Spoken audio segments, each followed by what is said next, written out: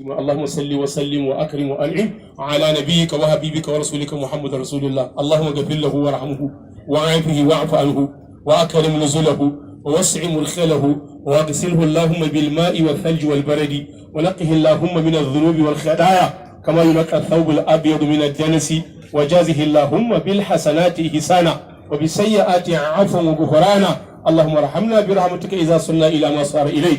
اللهم ارحمنا برحمتك إذا صرنا إلى ما صار إليه برحمتك يا أرحم الراحمين يا أكرم الأكرمين يا أجود الأجودين يا أحكم الحاكمين يا من له العزة والجبروت يا ذا الملك والملكوت يا من تقدس أسماؤه يا من تنزه صفاته يا من يقول لشيء كن فيكون. وصلى اللهم وسلم وبارك وأنعم وأكرم على نبيك وحبيبك ورسولك محمد رسول الله صلوات ربي وسلامه عليه وعلى آله وأصحابه.